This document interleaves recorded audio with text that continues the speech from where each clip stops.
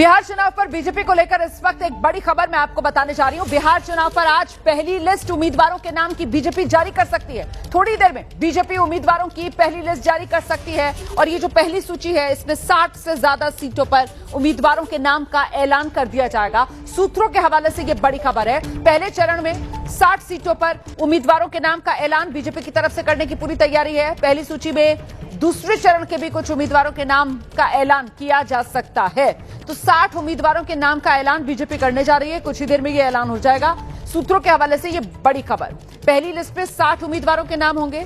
ये 60 उम्मीदवार, इनमें ज्यादातर पहले चरण में जिन सीटों पर चुनाव होना है उन सीटों के लिए उम्मीदवारों के नाम का ऐलान, और कुछ दूसरे चरण में मतलब 11 नवंबर को जो वोट डाला जाएगा उन सीटों के लिए भी उम्मीदवारों के नाम का ऐलान पार्टी करने जा रही है। सीधे आपको लेकर चलेंगे, हमारे साथ हमारे सहयोगी पवन गौड़ इस वक्त मौजूद है और जरा पवन से ही जानते हैं। पवन, क्या जानकारी मिल रही है? ये पहली लिस्ट 60 उम्मीदवारों की, ज्यादातर जो सिटिंग एमएलएज हैं जिनको पार्टी दोहराने वाली है इस चुनाव में, उन्हीं के नाम का ऐलान होने वाला है क्या इसमें?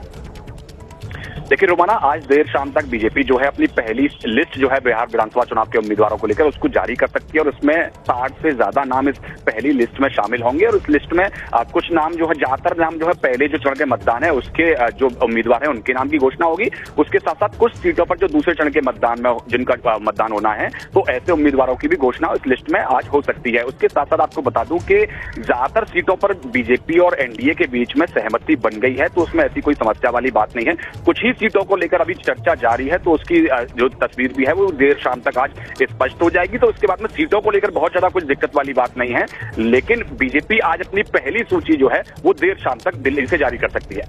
बहुत शुक्रिया आपका इस तमाम जानकारी के लिए।